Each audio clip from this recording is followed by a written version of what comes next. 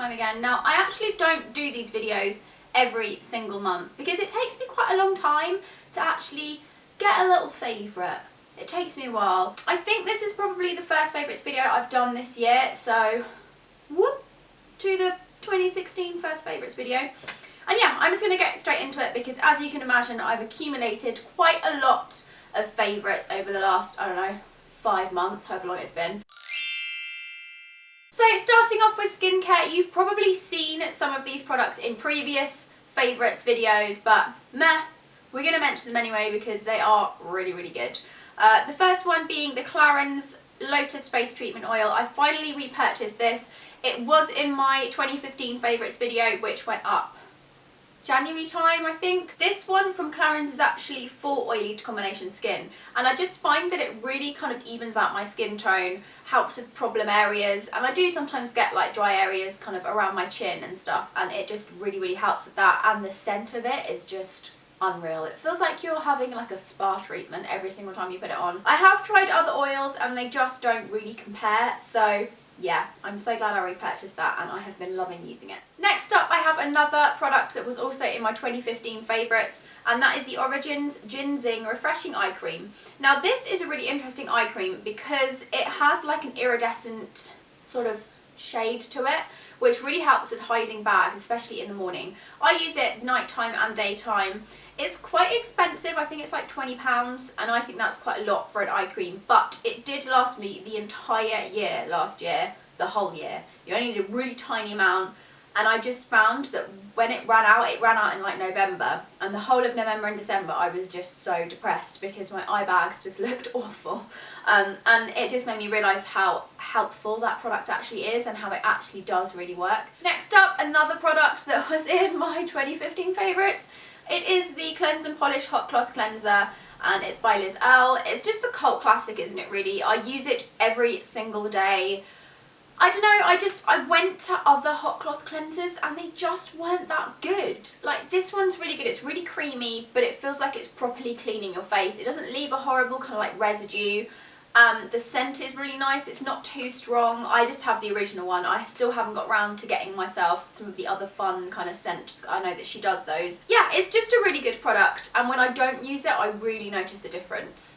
Finally, I have a new product that I've not mentioned before, and it is the Botanics The Power of Plants Microdermabrasion Polish for Radiant Youth.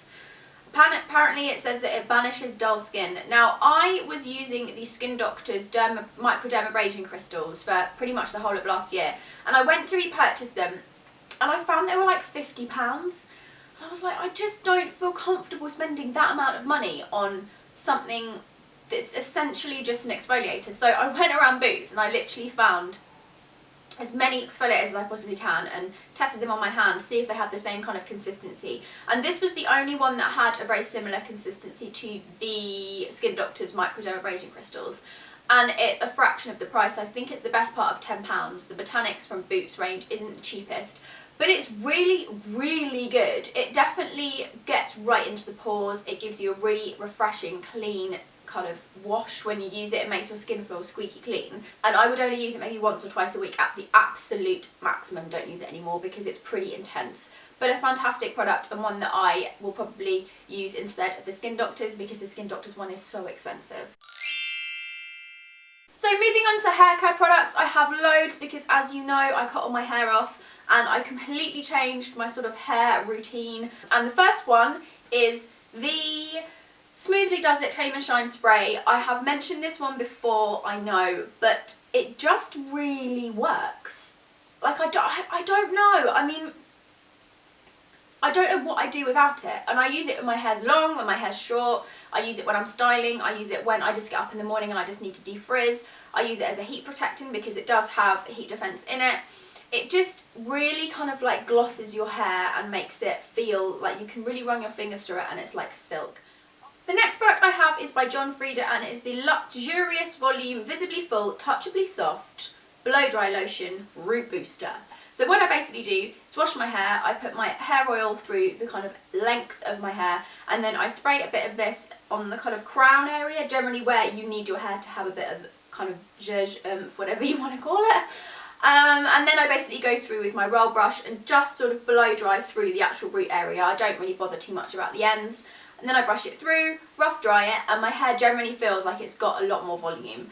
I will 100% be using this all the time now I have shorter hair. I have only ever really used one hair oil, and that is the Renewing Argan Oil of Morocco Penetrating Oil by OGX.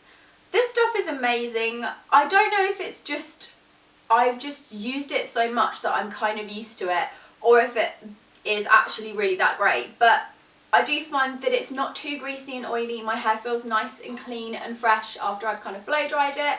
When I do use it, what I do is I wash my hair and I put this through the lengths of my hair, and then I put the volumizing root booster on the roots. I then brush it all through and then I blow dry it out. And I just find that it kind of tames frizz. It's also quite good on dry hair as well. I put like a tiny bit in the palm of my hand, sort of rub it all through my hands, and then kind of rub my hands through the lengths of my hair, and it just kind of tames a bit. Quite similar to the Tame and Shine spray from the VO5, which I showed you earlier. I would love to know your kind of recommendations for hair oils if you want to put them in the comment section below, because I am interested in trying some other ones. But for now, this is definitely a favourite and I like using it. Moving on to makeup bits, the first one I have is this lipstick from KIKO. I bought this last year, I think it was, and I have just found myself reaching for it all the time. It is from, I don't know what range this is from. It doesn't actually say, but it's one of their lipsticks. It looks like this. It is a really nice plummy kind of, I don't know, reddy, plummy, muted tone. I have no idea what the colour is because it doesn't have a name on it, but it does have a number, and the number is 811, so I'm thinking that is what the shade is. Next up, another lipstick I've been wearing pretty much all the time, and that is by L'Oreal. It is from their Colour Riche matte range. The shade is 640 and it's called Erotique. I wore this in my everyday makeup tutorial, which was the last video I uploaded over on my channel. It's a really kind of brownie kind of, I don't know what to call it really, like a brownie red, but it's really not that red. It's quite a natural tone, and I just really love the sort of shade that it is. It's quite an autumnal, wintry shade, so as we're going to go into spring, I probably won't wear it quite as much, but I just really enjoy wearing that lipstick. Next up, I have another makeup product, and it is the Bourjois BB Bronzing Cream. This is like a liquid bronzer. It has a chocolate scent, so it's quite similar to their chocolate bronzer, I think, which is in like the thing, you know what I mean, like the blur. It's a thing. It's a compact. There we go. Got it out there eventually. I used this quite a lot last year. I used it to contour, but I've been using this a lot recently in conjunction with another favourite, which I'm going to show you at the same time because they kind of work together, and that is the L'Oreal True Match Super Blendable Foundation, and I use this in the shade Ivory 1N. Because this is a little bit too light for me, but the 1-Up was too dark, I just pump a little bit of this onto the back of my hand, mix these two together, and it's kind of like a nice sort of colour for my tone. And I'm thinking I could pump a bit more of it into here when I get a bit of a tan. This aside, great, fantastic product. Buy it if you want a liquid bronzer, something to give you more of a dewy look. Really good for spring, summer. Moving on to this. Now, as you guys will really know, I really don't like many drugstore foundations. I just haven't found one that I really enjoy using that much. But this one is seriously good. And someone commented on a blog post I did a while ago. Was it a blog post or was it a YouTube video? I can't remember. And basically said that this was like a dupe, like a low-end dupe for the Estee Lauder Double Wear Light. Overall, I think this is absolutely fantastic, and I would definitely recommend it if you're looking for a foundation that's quite similar to the Estee Lauder Double Wear Light, but for like literally a third of the price. My last two favourites for you are from KIKO, and they are their cream colour eyeshadows.